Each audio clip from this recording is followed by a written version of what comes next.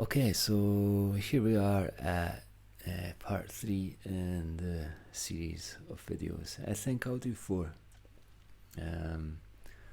So just check I'm recording on all devices. Yeah. Okay, so video 1, we look at the iPad and AUM.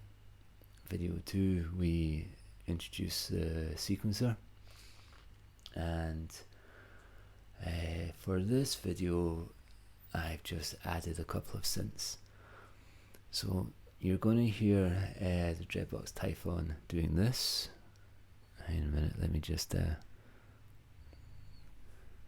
make sure I'm recording. I lost the jam for not pressing record about 20 minutes ago. Okay, so the Typhon's going to sound like this, okay?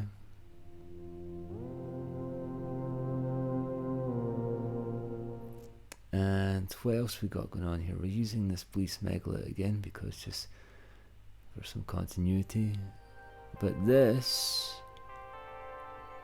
actually, we're sequencing with an app called Cycle. So what this does, and this is really cool, I'm just going to quickly demo this for you. Let's put a little bit of volume here. So here you can, up to 16 steps,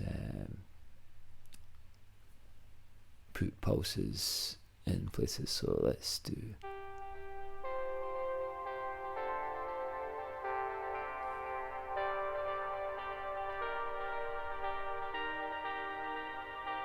So every time there's a pulse, we'll get a note. Then I decide what notes, and I can just lock them into a key. So I'm like C Aeolian. Seems to sound pretty cool. I can set the lengths.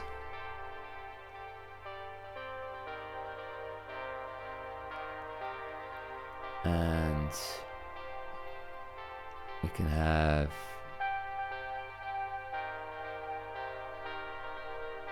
different octaves, but really I'm not going to put too many high notes in this jam.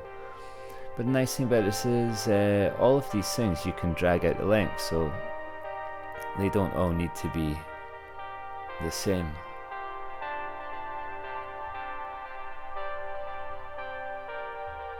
And we can maybe put that there and move these around.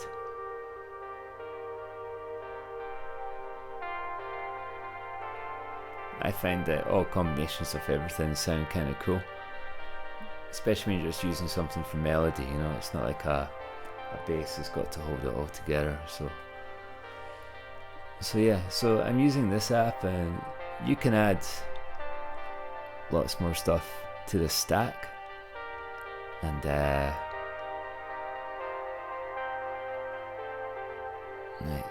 let's add some velocity changes, right?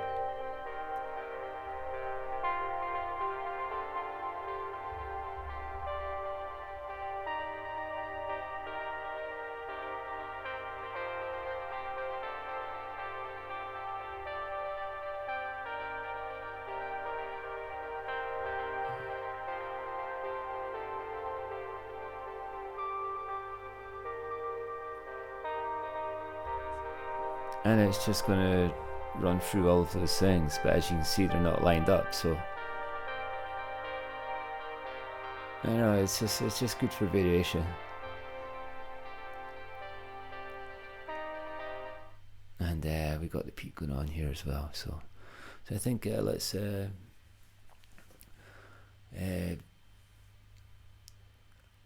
right. So we got a sequencer here. One software synth, 2 hardware synths, and the hardware synths are again just hooked up in the MIDI matrix. So the T1's running MIDI to the peak and the Typhon, and Cycle is running MIDI to Bleece. I'm being brief over these things, just assume that you've watched the first two videos, and when you come here all of this is already explained. And then the rest is just normal hooking up audio. We've got audio outputs from both these synths coming into this audio interface, and this is connected via USB to this dongle here. And both of these synths are also connected to this by USB, and that's how we're handling MIDI in this case. So it's quite nice little setup, all sits on a table. And I think now let's have a quick jam of this, see how it sounds. I'm not promising great results from this. I just got this one today from a friend and I've had no time with it, so we've just adjusted a preset on this, but I think it sounds quite nice. And the peak, I just did a patch from scratch, but it's nothing special, just a couple of saws going on and some noise and stuff. So yeah, we'll mostly just be jamming out the filter and the resonance on that, and the torso is sequencing them. So okay, I think that covers the setup. So let's just have a quick jam and then we're good.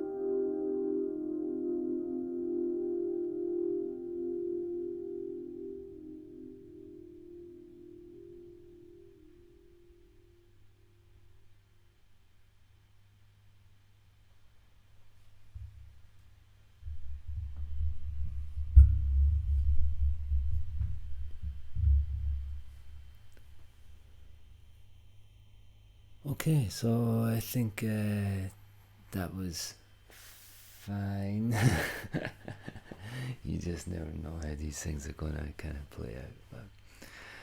But yeah, as always, I stress this is not about creating jams. This is about just showing setup. But it's nice to throw like a little piece of music in there.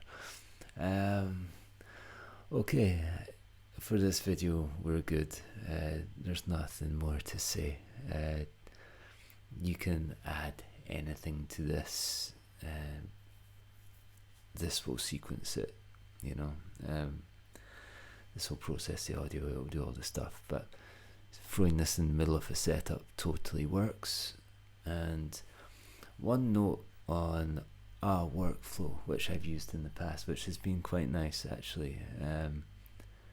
Let's say at home I've got a drum machine, which I do, but it just doesn't fit on the table, so we can skip that one for this series. But let's say I've got a drum machine and I've got a mono synth and a poly synth and hey, another whatever, you know, like, but all your hardware. A nice thing to do is to just, if you've got two synths and a drum machine, then come here and add two software synths and one software drum machine, and then when you go to work, just throw this in your backpack or whatever and just compose on it. Make use of these MIDI channels and make a jam in software, and then you can come home, drop it in the middle, plug it in, and that MIDI from your jam you just send out to your hardware synths, and you just swap out the software synths for the hardware synths, and you've got your notes already, your chords and everything, you're good to go. Then you're just sound design, you know. Then you're just like trying to get close to what you had here or whatever, but like it frees you up. You don't need to mess around with connecting things and whatever, or having ideas. You've had the idea, you've sketched it, you've brought your sketch home, and then you put it in your studio, and then you just hit play, and they will play your whatever you recorded or set up in here during the daytime, and then you're just tuning your sounds, you know. You're just getting the patches right, and it's really nice. I gotta say, I got a wee girl, she's like 3.5 years old, and I do this after I read her bedtime stories, you know. So yeah, and I got a day job, so it's nice if the time I spend at this table, because I'm taking time from, like, you know, the later part of the night to spend some time making music, and it's cool, and I really enjoy it. But it's great if that time, which can be quite limited, has quite good output, and you know, I can, you know, what's involved in a jam, you know. Typically, like me personally, I'll set some stuff up and I'll leave room for improvisation and whatever, but like but there is some setup, and if you can do that setup somewhere else and fit that into other portions of your day, that's quite nice. And then you just come home and you do your night as normal, and when everyone goes to bed and it's your time, well, in my case, my time, when my wife and kid have gone to bed, then, you know, I'm halfway there to completing something, so I'm more productive in that time. So it's nice. It totally works for me, and yeah, I've actually, like, I'm more productive than probably I was in the past, you know.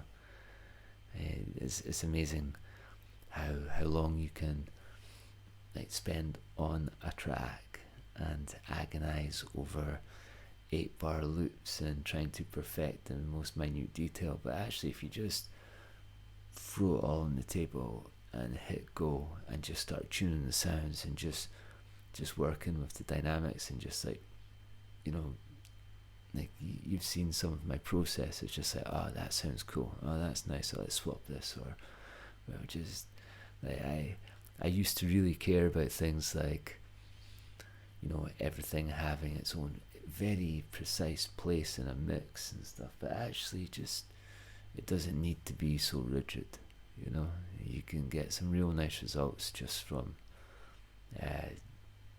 putting things together and just a little bit of like light EQ, and that's really all you need. Like all the jam videos I make, I'm not putting them into Ableton after and mastering them or anything like that. That's just